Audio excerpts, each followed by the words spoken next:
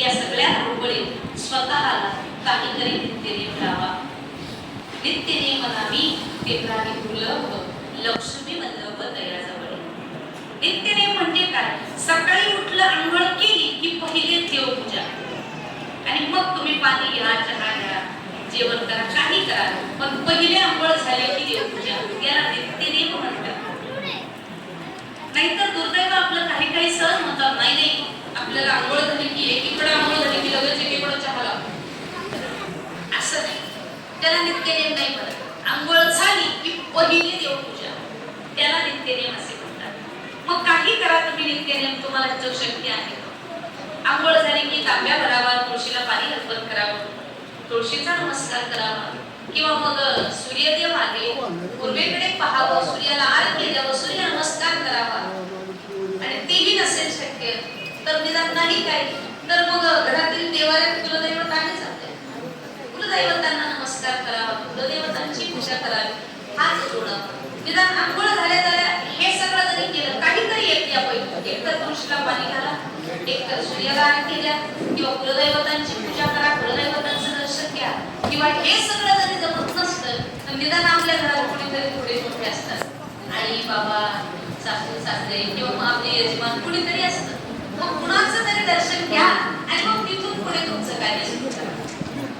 पण जेव्हा तुम्ही रोजच्या रोज हे सगळं वळण देहाला लावाल, तेव्हा आपोआप अचानक एक दिवस आलं की त्या दिवशी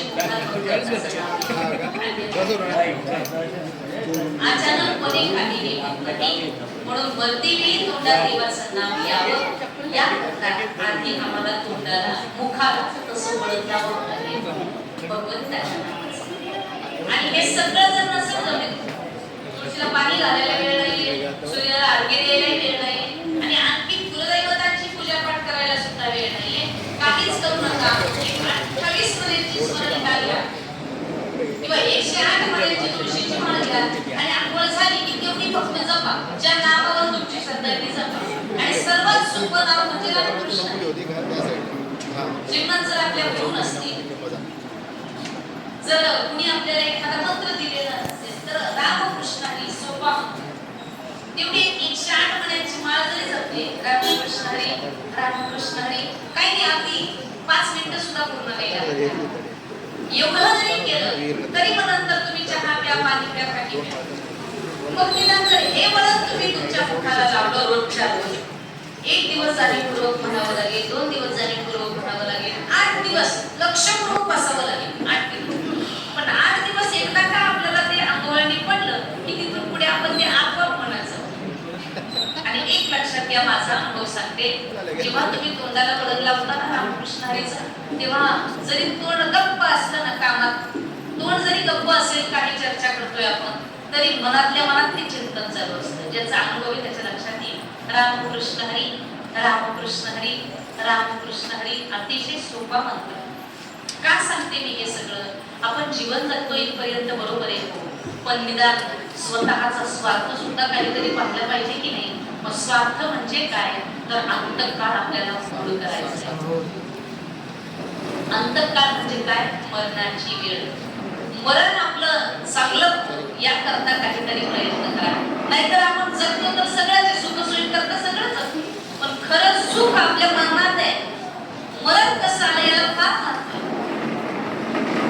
जगद्गुरु श्री तुकाराम महाराज वर्णन करतात, झाला शेवट हा गोड, झाला झाला शेवट हा गोड. शेवट गोड होण्याकरता काय करायचं आहे?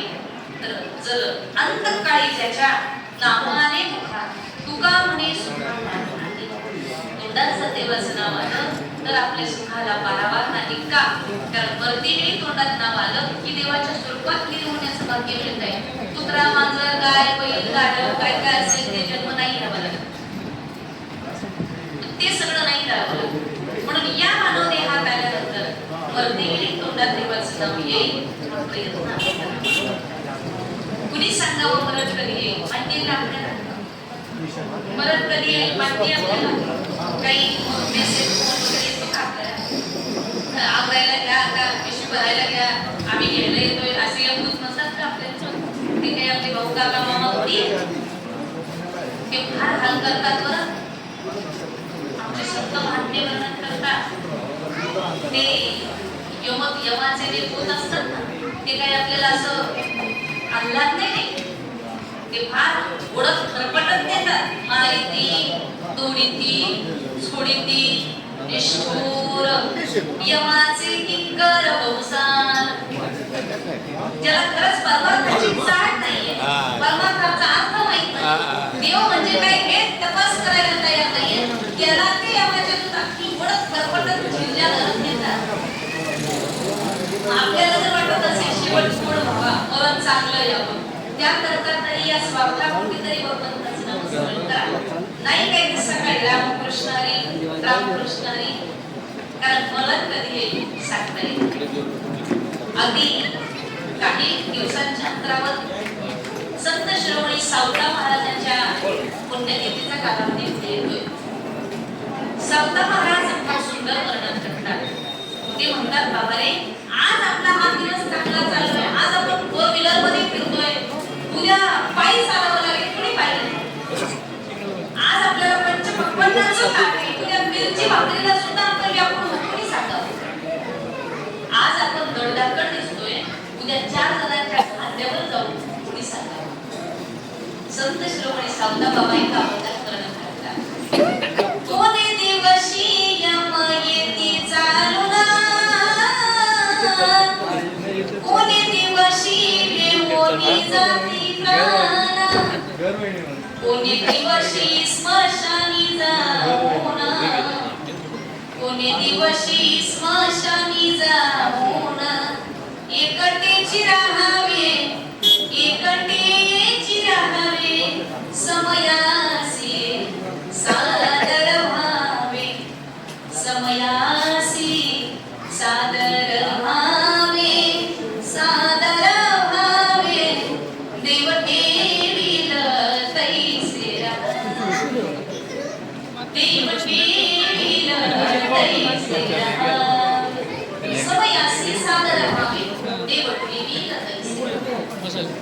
भगवान परमात्मा त्या भगवंताचं नाव आपल्या तोंडात यावं, वरती वेळी याकरता आपण भगवंताचं नाव घेतो. असं वळण नित्य नेमानं तोंडाला लावावं, तेव्हा कुठेतरी ते नाव देवाचं तोंडात येईल आणि तेव्हा कुठे आपला शेवट होईल. शेवट किंवा मरण कोणत्या वेळी कोणत्या क्षणी येईल आपल्याला सांगता येईल. असं कधी ऐकलंय का की एखादा मनुष्य जाणार आहे, त्याने आजच्या दिवशी परिवारात सांगितलं मला उद्या जायचंय बरं का, तुम्ही हे करा ते करा, पहिले क्षणभंगूर नाही प्रवसा, वारे सावध थोडा माया, काही नचले मग गळा पडेल खासा, पुढे हुशार घोर क्षणभंगूर नाही प्रवसा. जरा 10 मिनिटं गडबड बंद करा. तुम्ही म्हणत असाल तर मी आताही थांबायला तयार आहे, पण 2 महत्त्वाचे शब्द मला सांगायचे. एक 10 मिनिटं शांत बसा, त्याकरता आपली सेवा राहिलेली आहे. आपण थांबणार आहोत, इकडे लक्ष द्या आणि गडबड बंद